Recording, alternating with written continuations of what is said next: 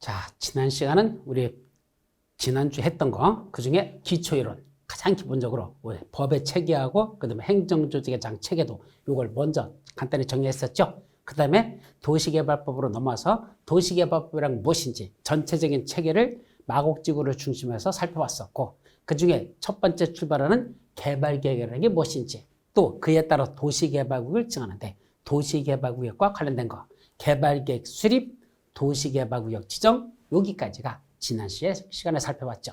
그럼 이번 시간은 뭐 본다? 이제 도시개발구역이 지정됐으니까 그 안에서 사업을 시행하자. 누가 사업을 시행하지? 사업 시행자에 관한 걸 먼저 살펴봅니다. 그럼 도시개발 사업 시행자는 첫째, 사업 시행자는 아무나 되는 게 아니라 지정권자가 사업 시행자로 지정한 자, 이자만 사업 시행자가 되는 게 원칙입니다. 즉 지정권자가 야 네가 해 라고 사업 시행자를 지정해주면 이자가 시행자가 된다는 얘기죠. 다만 조심할 건 지정권자가 자기가 지정해놓고 자기가 직접 사업을 시행하는 경우도 있습니다. 즉 신도사나 대도시장 또는 국토교통부장이 자기가 구역을 지정해놓고 경우에 따라서는 자기가 직접 사업을 시행하는 경우도 있고, 그거 이외에는 사업시행자로 지정받는 자들, 그 자들로부터 사업시행자로 지정받은 자, 이 자들이 원래는 시행자가 된다는 얘기죠. 그리고 지정된 시행자를 다른 자로 일정의 경우는 변경할 수 있는데, 그때 네 가지 변경 사유가 있으면 시행자를 다른 자로 변경할 수 있다. 지정과 변경, 이렇게 크게 둘로 나눠서 보도록 합니다. 그 중에 사업 시행자를 지정하려면 원칙적으로 사업 시행자로 지정될 수 있는 자는 아무나 되는 게 아니라 딱 12명으로 한정되어 있습니다.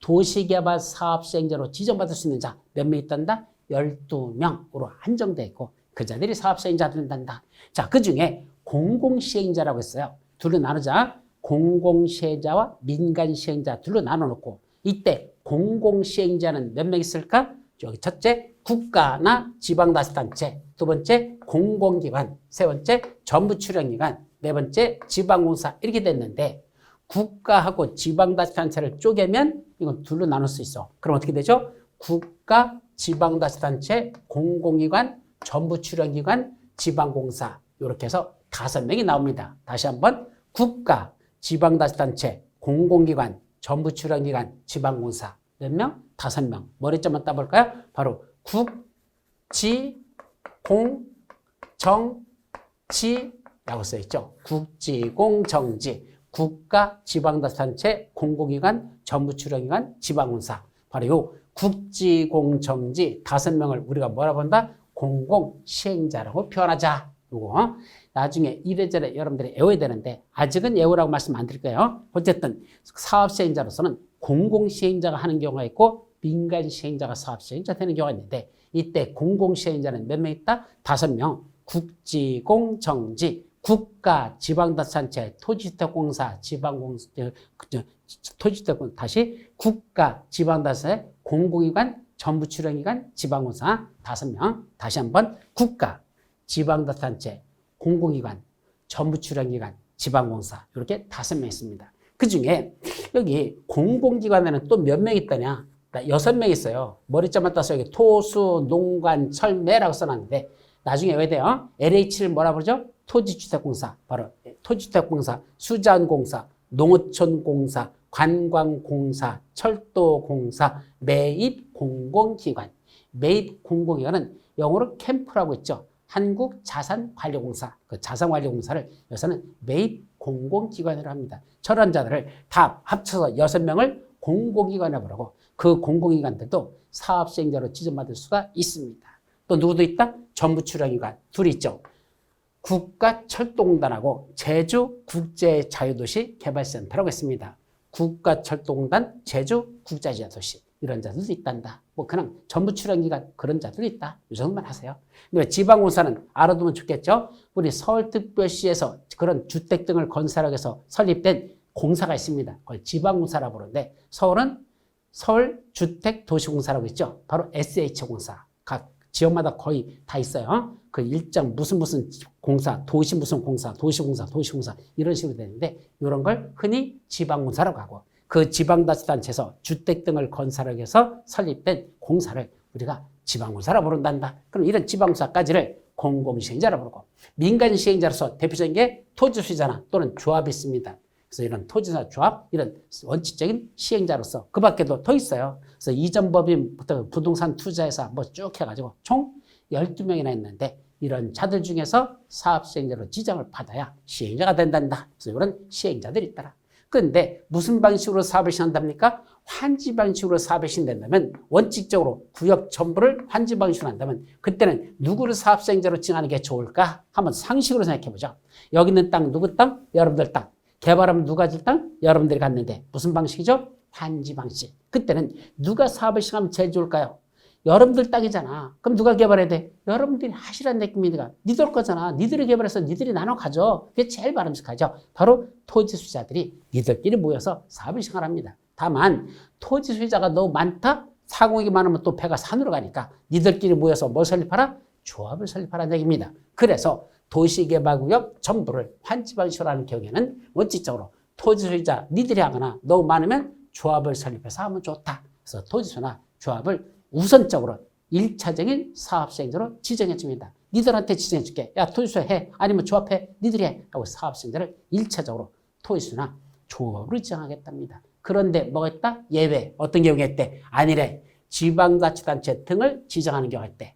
즉 토지수나 조합을 지정하는 게 아니라 지방자치단체라든지 토지대공사라든지 또는 지방공사라든지 또는 신탁업자 같은 이런 자들을 지정해서 이 자들을 보고 예외적으로 하게 하는 경우도 있더라. 그래서 결론은 도시개발구역 전부를 환지 방식으로 할 때는 너희들 땅이니까 니들이 하는 게 원칙이다. 누가 한다? 지방 토지 소유자나 조합이 하는 게 원칙이다. 다만 예외적으로 일정 경우에는 지방자치단체 등을 지정해서 그 자들 보고 하게 하는 경우도 있다. 자, 사업시행자 중에서 제일 중요한 건 뭐다? 바로 도시개발조합이에요. 그럼 도시개발조합을 하려면 뭐부터 한다? 조합 설립 인가라는 걸 받아야 된다. 도시개발조합이 사업을 시작하려면 뭘 받아야 된다? 조합 설립 인가를 받아야 된다. 중요한 거죠. 이때 조합 설립 인가는 어떻게 받죠? 지정권자한테 인가받으러 갑니다. 그때 뭐가 필요하다? 사람들의 일정한 동의서를 받아갑니다. 즉, 이 도시개발구역에 있는 사람들한테 가가지고 뭐라죠? 자, 여러분 여기다가 우리가 도시개발 사업을 시행하기 위해서 조합을 설립하려고 하는데 여러분들 이 조합 설립하는 것에서 동의해 주세요. 동의서를 받습니다. 얼마큼 받죠? 토지 면적 3분의 2 이상의 토지 소유자의 동의와 토지사 총수 2분의 1 이상의 동의를 받으라. 면적 3분의 2, 총수 2분의 1, 면삼 총 2. 면적 3분의 2, 총수 2분의 1, 면삼 총 2라는 이 동의서를 받아야 된다. 그때 이 동의를 받는다는 게 구체적으로 저게 무슨 말일까? 면삼총이라는 면적 3분의 2, 총수 2분의 1 무슨 뜻일까? 한번 그림으로 그려보죠. 이런 얘기예요. 자, 여기 오죠? 도시개발구역입니다. 여기에 토지 소유자들이 있겠죠. 그때 토지사에 예를 들어서 이런 사람들이 있어. 이런 사람들이 있어. 1번 토지, 2번 토지야. 그 다음에 100명 있는데 각 필지 소유자들이 이게 3번 소유자고 4번 필지 있고 5번 필지 있고 여기 6번 필지 있을 거고 7번 필지 있을 것이고 8번 필지 있을 것이고 또 9번 필지 있을 것이고 쭉 해가지고 소유자들이 쫙 쪼개져가지고 여기 몇 명 있단다? 100명 있더라 얘기입니다. 그러면 두 사람은 큰 땅을 가진 사람이고 나머지는 다 조그맣아서 여기 100명이 이렇게 있더란 얘기입니다. 그럼 100명 중에 어떻게 동의받으랍니까? 토지 면적 3분의 2 이상의 토지 소유자의 동의를 받으랍니다. 그럼 면적 3분의 1을 받으면 얼마큼 받아야 됩니까? 지금 상황을 봐서는 적어도 1번 필지 소유자하고 몇 번? 2번 필지 소유자하고 이렇게 받으면 면적 3분의 1가 될 것 같으네요. 그럼 몇 명 것만 받으면 면적 3분의 1가 되죠? 두 사람 것만 받으면 면적 3분의 1가 됩니다. 그럼 이렇게 동의만 받아가지고 조합 설립할 수 있다? 안 된다는 얘기입니다. 면적 3분의 1만 갖고는 안 되고 뭐도 있어야 된다?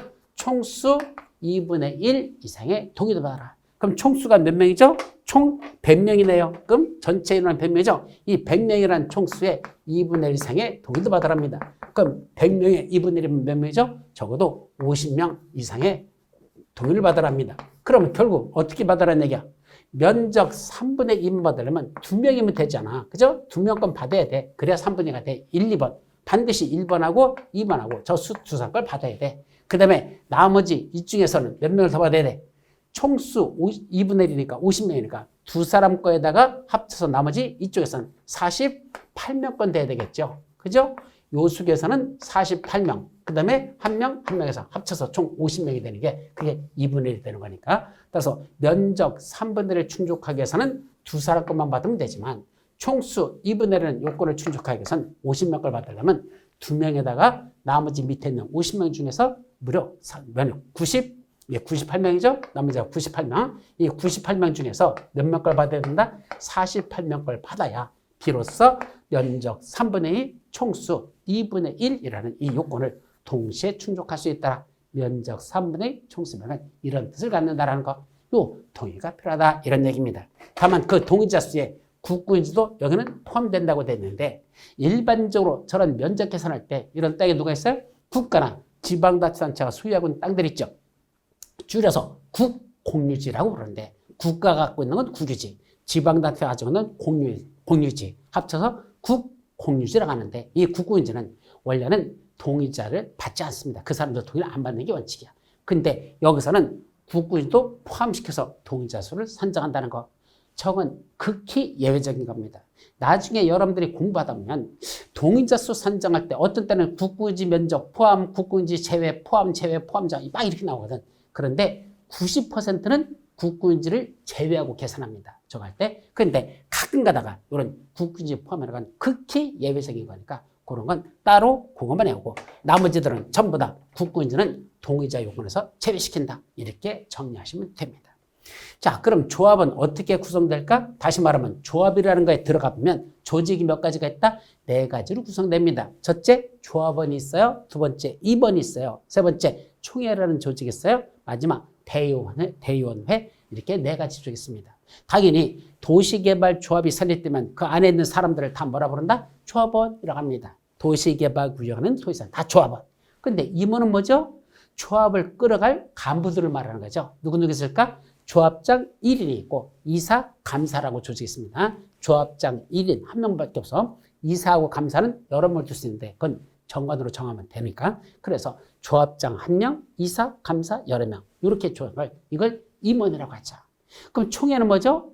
무슨 의결하려고 조합원 전체가 모인 회의들, 조합원 전원이 모여가지고 회의를 여는 거 그걸 총회라고 하고 웬만한 건 총회 의사결정에 따르도록 됐습니다. 그런데 총회를 개최한다는 게 쉽지가 않죠. 왜요? 다 생업에 종사하고 있는데 평일날 그것도 낮 2시에 총회 개최한다고 얼리 모여라 그러면 그 많은 사람들이 갑자기 생업을 팽개치고 거기 그 총회 참석한다는 게 쉽지가 않습니다. 그래서 이 조합원들 중에서 앞정서기 좋아하시는 분들 있잖아. 앞에 이렇게 나서기 좋아하시는 분들 그분들만 따로 뭐라 부릅니다? 대의원이라고 다시 뽑습니다. 그분만 대의원을 뽑아가지고 총회의 권한을 대행하는 조직.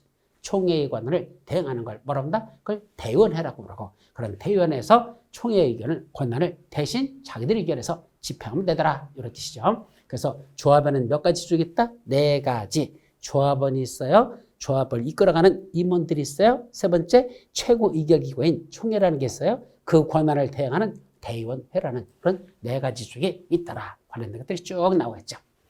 자, 또 시행자는 일정한 사유는 시행자 지정된 걸 다른 자로 변경할 수 있어. 네가 사업 시행자인데 다른 자로 바꾸겠대. 몇 가지 사유가 있으면 4가지 사유가 있으면 시행자를 변경할 수 있다. 뭐 이런 세부적인 건 나중에 정의하면 됩니다. 자, 이제 사업 시행자가 정해지면 시행자가 할 일, 사업을 시행한 구체적인 계획. 무슨 계획? 실시 계획을 작성해서 인가받고 그 사실을 고시하자. 작성, 인가, 고시 이렇게 3단계야. 그때 실시계획을 작성할 때 뭐 거기 지구다리기 포함된다라고 했는데 아직 뭐 이런 거 외울 건 아니고 가지고 지정권자한테 인가받으러 갑니다. 사업 시행자로서 내가 이렇게 사업을 시행하려고 하는데 이렇게 해도 괜찮을까요? 라고 지정권자한테 인가받으러 가는 겁니다. 그럼 지정권자가 자기가 수립했던 개발계획하고 대조해봅니다. 자기 어떤 개발계획 이렇게 하는 거 그거하고 실시계획 봤더니 내가 하자는 의도대로 잘 만들었네? 알았어 그렇게 해도 돼. 인가해주고 그 사실을 고시합니다. 이게 실시계획 작성, 인가, 고시라는 거죠. 그럼 실시계획 고시되면 어떤 효과 있죠? 당연히 실시계획대로 사업에 시행되면 한다. 그런 효과들이 있겠죠. 그 이제 실시계획, 인가, 고시가 있으면 이제 본격적인 사업으로 들어갑니다. 그럼 사업을 시행하려고 했더니 또 사업은 아까 몇 가지가 있다 그랬죠? 수용 또는 사용 방식이 있어요. 하나 또 한지 방식이 있어요. 크게 2가지가 있어요. 물론 이 2가지를 뭐 하는 경우도 있다? 혼용하는 방법도 있습니다. 혼용이라는 게 뭐 하는 거죠?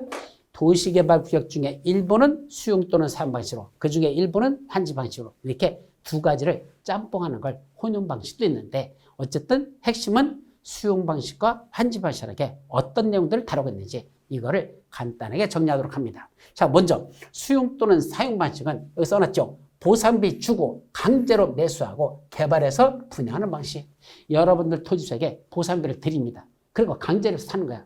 토지 수요에 안 팔아요. 그런 경우가 있잖아. 나는 안 팔래요. 그런 사람 있잖아. 그 안 팔아도 됩니까? 안 됩니다. 반드시 팔아야 됩니다. 이게 수용이에요. 즉 소유권을 강제로 뺏는 겁니다. 그렇기 때문에 보상비를 받고 떠날 수밖에 없는 게 무슨 방식이다? 수용 방식의 운명이라는 뜻이죠. 그럼 수용 방식에서는 보상비 주고 강제로 매수합니다. 사들이죠. 물론 끝내 협의가 안 되면 그때는 관할 토지 수용에다가 재결 신청이라는 걸 들어가요. 그럼 토지수용에서 그걸 검토해 봅니다. 아, 대략 이 정도 가격들이면 적당하겠다고 가격을 제시하는 거죠. 그럼 마음에 안 들어? 그럼 중앙토지수용이나 아니면 행정소송으로 가버리죠. 그래서 소송 가서 판사가 얼마 드려라 라고 금액 결정했지만 그 금액을 드리면 되는 겁니다. 안 받아 법원에다가 공탁권 걸어놓고 그냥 까문 개고 공사 들어가면 되는 것. 이것이 바로 무슨 방식? 수용 방식이라는 얘기입니다. 그럼 이렇게 수용해서 개발해서 사람들에게 다시 팔아요. 보통 원래는 경쟁입찰이야. 자, 이 땅 요거 사고 싶은 사람 오세요.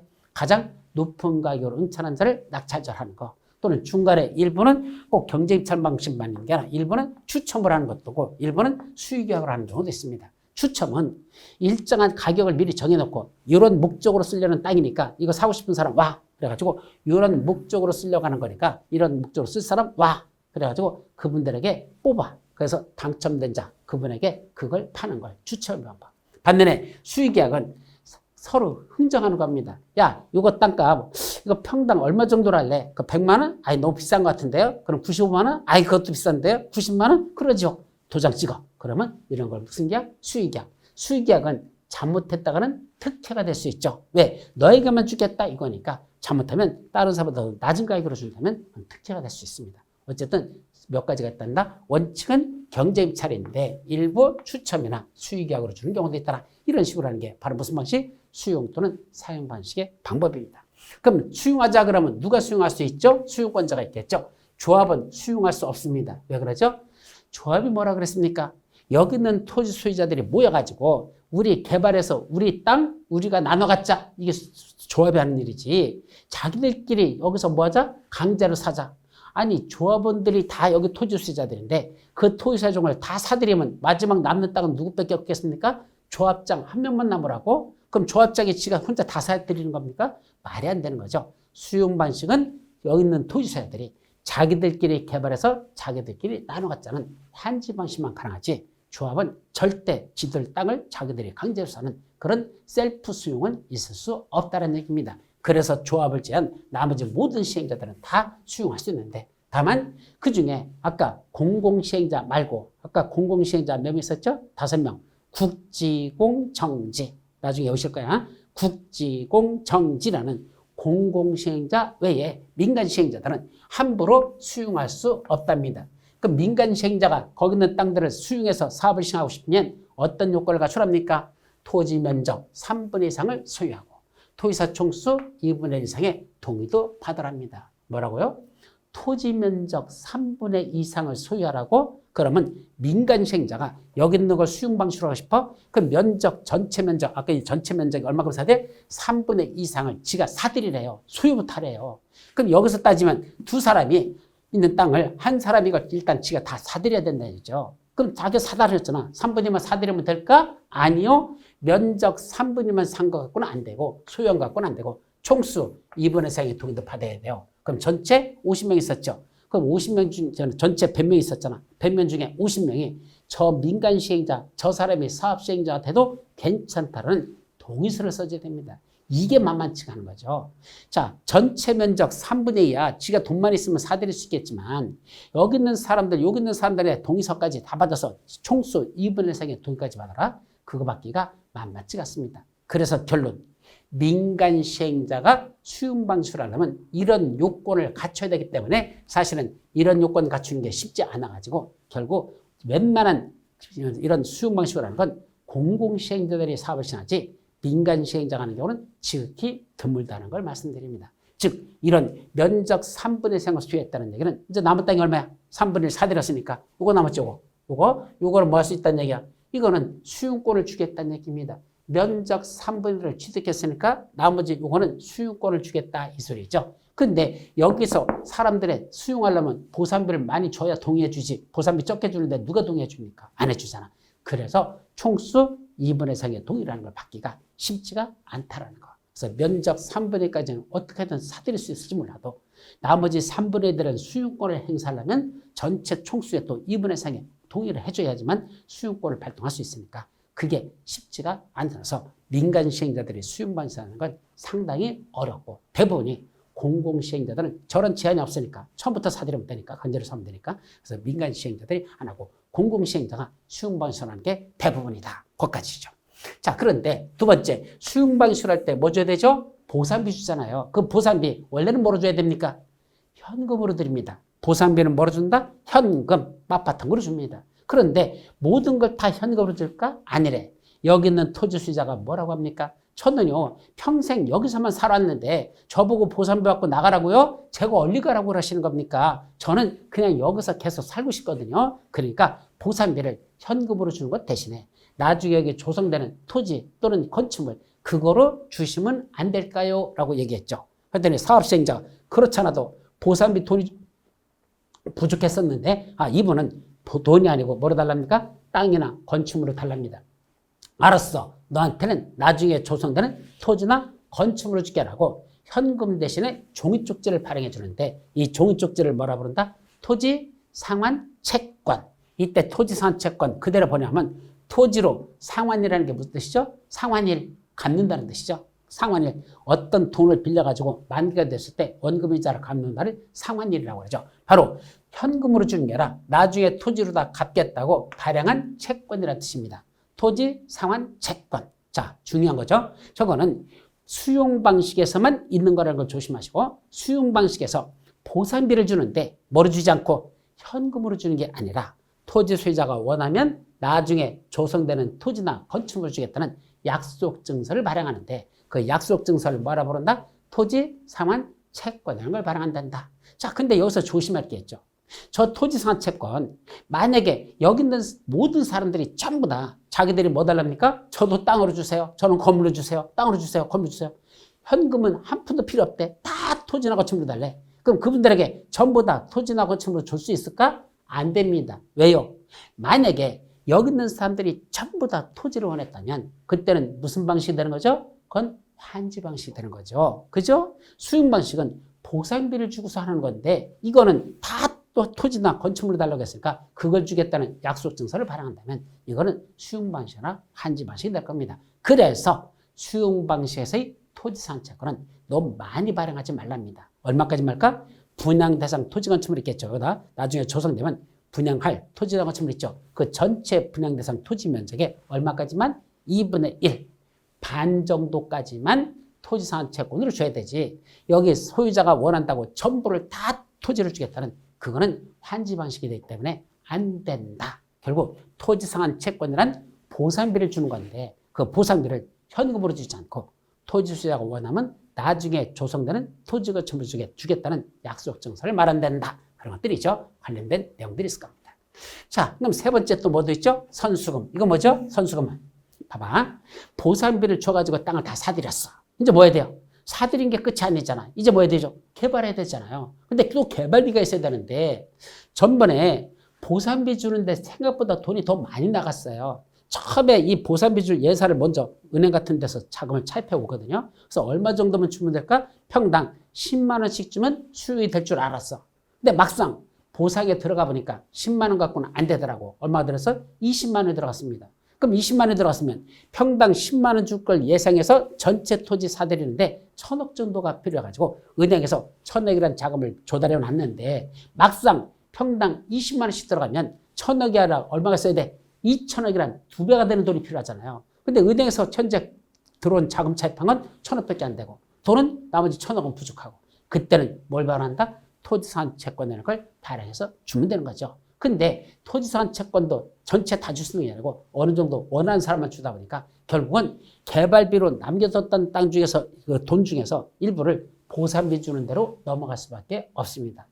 개발비로 마련한 돈을 일부 보상비 주는 대로 나간다는 얘기입니다. 그럼 뭐가 부족해졌어? 이제 개발비가 부족해졌잖아. 일단 땅값 주느라고 보상비 주다 보니까. 그럼 이 개발비 부족한 걸 어떻게 방법으로 할 수 있을까? 그때는 선분양 제도를 하라는 얘기입니다. 선수금 한자로 쓰면 미리 선자야. 미리 받는 돈. 선수금. 미리 받는 돈을 받자. 즉 분양하라는데 개발을 다 해고선 분양하는 게 아니고 사전에 미리 분양을 선분양하는 거죠. 그럼 지금 개발비가 부족한 걸 분양대금을 받잖아요. 계약금 받잖아. 중도금 받잖아. 그 돈 받아가지고 뭐 하는 데 쓰자? 개발비 그걸 보태 쓰자. 그래서 미리 분양하는 선수금을 받을 수 있다. 그래서 선수금은 한마디로 말하면 나중에 분양할 걸 미리 분양해서 그걸 개발비로다 사용하게 해서 미리 받는다. 선수금도 받을 수 있죠. 자, 이제 공급하는 방법은 아까 원칙은 이제 개발이 다 끝났어. 이제 개발 끝났으니까 먼저 원래는 그 개발된 땅마다 경제입찰을 붙입니다. 자, 요 필지 사고 싶은 사람 오세요. 가격 써내세요. 요 필지 사고 싶은 사람 오세요. 가격 써내세요. 그래서 최고가로 응찰하는 자를 낙찰자라는 그런 경제입찰 방법이 원칙인데 뭐도 있단다? 추첨도 있다 그랬죠. 그래서 추첨은 요 딱 네 가지 목적으로 써야 돼. 국민주택규모 이하되는 주택건설 용지로 사용하지 않는 자, 공공택지로 사용할 자, 330도 이하되는 단독채도 용지로 사용할 자, 또는 공장 용지로 사용하려고 하는 자들, 요 자들에게만 뭘 준단다? 바로 추첨의 방법으로 공급할 수 있습니다. 그러면 자 여기를 예를 들면 공장 용지를 쓰려고 하는데 요 공장 용지 사고 싶은 사람 오세요 그랬더니 5명이 왔어. 5명 뽑으세요. 그래서 당첨된 자 너한테 이거 얼마에 주기로 미리 약속이 돼 있어요. 그러니까 그 가격으로 줄 테니까 오라 해가지고 추첨해서 당첨된 자한테 주는 걸 추첨을 방법을 하자. 또 일정 예를 들면 시청 건물 질 땅 여기다 시청 건물 짓는데 그럼 서울특별시 시청 건물 질 땅이래. 자, 이 땅 사고 싶은 사람 와 그러면 몇 명 올까요? 한 명밖에 안 옵니다. 누구죠? 서울특별시청밖에 더 옵니까? 여기 서울시청 건물질 땅인데 그러면 그때는 어떻게 할 수밖에 없어? 서울특별시청하고 의 사업시행자하고 둘이 가격을 흥정합니다. 이거 얼마 줄까? 이거 얼마 줄까? 서로 가격을 흥정해서 정하는 그런 건 수익額으로 줄 수밖에 없겠죠. 자, 그런 것들이 있습니다. 자, 원형지라는 게 있죠. 원형지는 뭐죠? 바로 요겁니다. 여기 지금 도시개발구역 안에 들여다봤더니 뭐가 있답니까? 여기 300년 된 소나무가 이렇게 우거진 저런 땅이 있답니다. 아니면 여기 현재 폭포가 이렇게 떨어지는 아주 멋진 경치가 있는 이런 땅들이 있답니다. 자, 원래 도시개발이라는 게 어떻게 하는 거죠? 흔히 우리 개발하면 뭐부터 생각납니까? 개발. 불도저가 와가지고 싹 밀어가지고 그죠? 나무고 뭐고 다 뽑아버리고 평지 만들어가지고 그 다음에 거기다 땅속에다 전기가스 통신 상하수도 이런 시설 집어넣어놓고 그 다음에 도로 만들어가지고 분양하는 거 아닙니까? 보통 개발하면 머릿속에 그게 들어있습니다. 근데 그런 식으로 개발하는 거야? 아니요. 여기는 300년 된 소나무 저걸 까먹게 해야 됩니까? 그냥 살려서 한번 개발해볼까? 살려보자는 얘기입니다. 자연 친화적으로 한번 개발해보자. 그렇다면 저 나무들을 베어내지 않고 어떻게 저거를 도시개발하면 멋진 신도시를 만들 수 있을까? 한번 해보자. 이게 무슨 개발? 개발되지 아니한 땅으로 사람들한테 줍니다. 야, 저 300년 된 소나무 훼손하지 않고 네가 한번 개발해봐. 그걸 살려서 개발하는 거. 이걸 뭐란다? 원래 형태의 땅으로 주는 걸 원형지 공급이라고 하자. 원래 형태의 땅, 개발되지 않은 현재 이 자연 친화적으로 개발하려고 그 땅으로 줘가지고 까매지 말래. 살려서 개발해요. 여기도 지금 입체적으로 지금 너무너무 멋지잖아. 근데 여기를 싹 까먹어서 평지를 만들어? 그럼 폭포고 뭐고 다 사라지게? 그러지 말고 살려서 한번 개발을 해. 이게 복합적, 입체적으로 개발하는 거죠.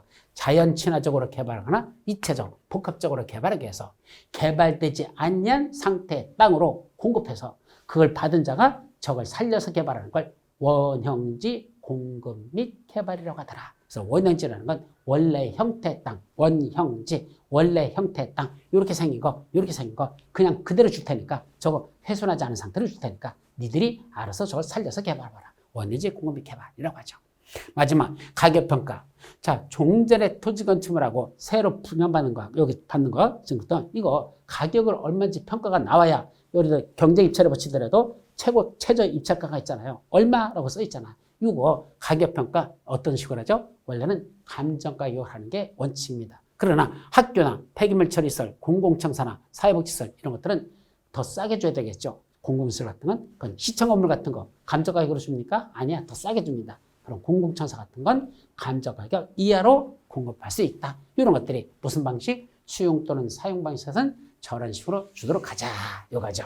그래서 이제 수용 사용 방식 다시 한번 정리하면 어떤 내용들 다루고 있을까요? 제일 먼저 수용 사용 방식에서는 첫째 누가 수용하지? 수용권자가 먼저 나옵니다. 그래서 제일 먼저 누가 수용하지? 그래서 수용권자들이 있을 것이고 두 번째 보상비를 주는데 현금으로 주는 게 아니라 나중에 조성되는 토지나 건축물로 줄게. 그걸 뭐라 부른다? 토지 상환 채권 내는 걸 발행해서 지급하는 경우도 있더라. 세 번째, 자, 보상비가 너무 많이 나가다 보니까 개발비가 부족하네? 그럼 개발비를 어떻게 채운단다? 선분양해가지고, 미리 분양해가지고, 그 대금을 받아가지고 개발비로 쓰자. 그때 미리 받는 걸 선수금이라는 걸 받을 수 있더라.